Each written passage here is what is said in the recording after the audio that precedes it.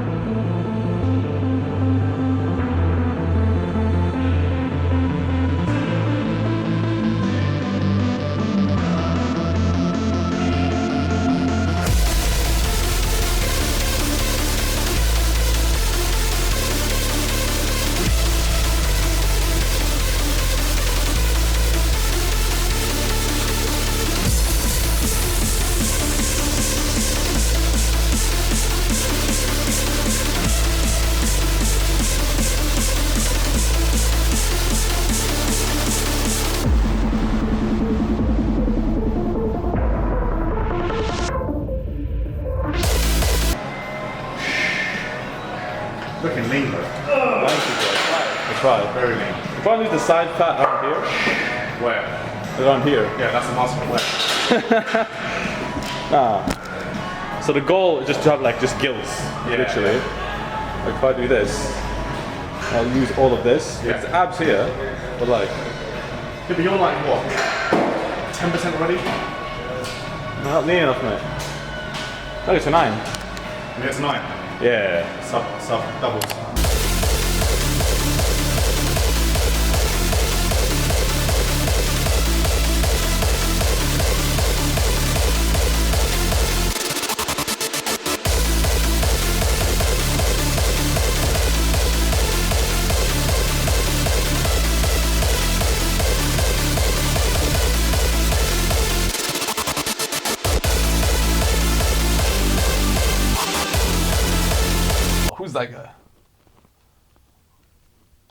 whoa, who's that handsome guy?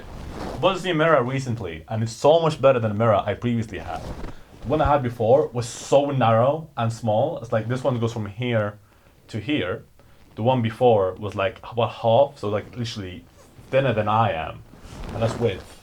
And the way it was placed had terrible lighting as well, but this one is quite big.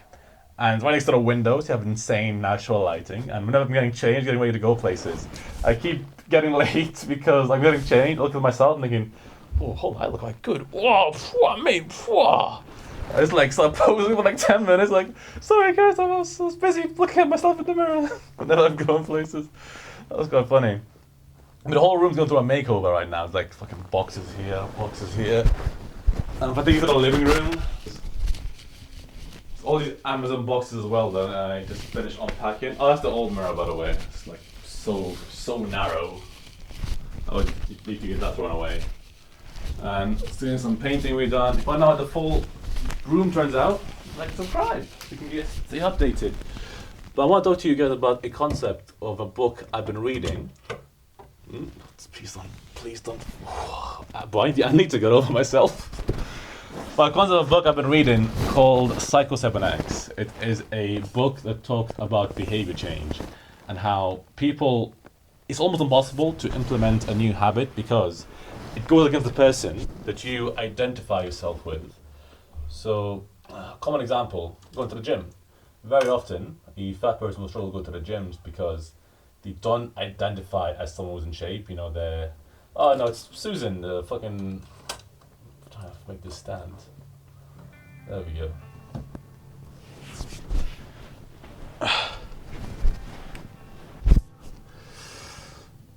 But today I want to talk to you guys about a concept I'm reading in a book called Psycho-Cybernetics, and it talks about behavior change and how for behavior change to occur, it's not actually about the behavior, it's about the self-identity that you associate yourself with. So the book breaks down and it speaks about how each person has these set characteristics that they identify with. So for example, say a fat person wants to go to the gym, wants to lose weight, wants to get in shape and look like David Lade.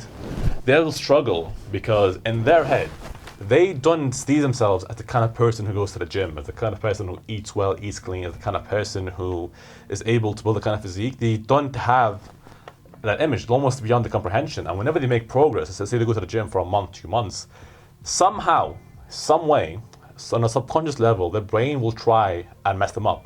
It goes, no, it's not who you are. It's not who you are. We're Fat Joe. We just eat junk food. We don't go to the gym. Your brain will try and pull you back towards that baseline.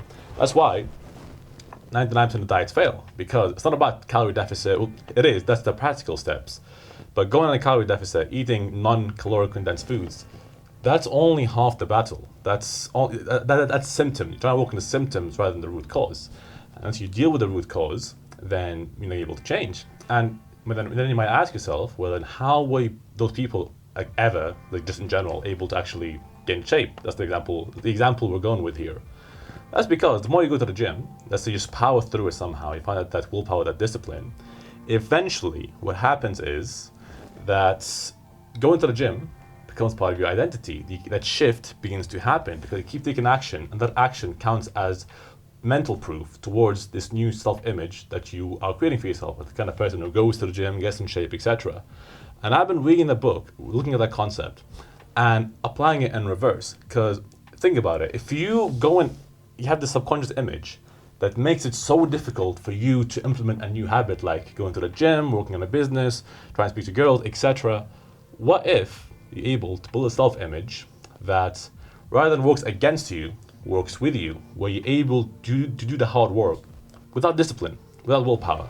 Example, for me, or probably for you as well, if you go to the gym and you watch my kind of content, you go to the gym like it's nothing, right? It's not like willpower, it's not hard. It's like you just do it. And anything feels weird when you don't do it almost, right? So what if they take that concept and apply it, let's say working on a business, working on a side hustle, where waking up early and start working, looking at documents, breaking stuff down, that required no willpower. I'll be sick, right? You're able to do the hard work that you really wanted to do, that you keep avoiding for some reason, without any friction whatsoever, without a voice trying to pull you back.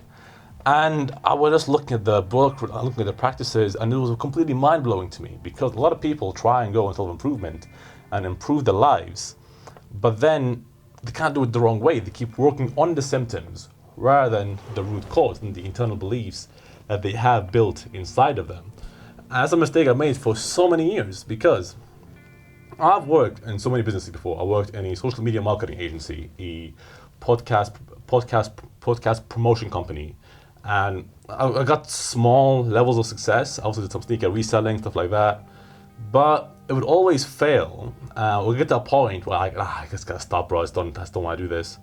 And I realized that's why. It's a friction between the action that I'm taking and the identity that I have built in from me from the 23 years of being on this earth.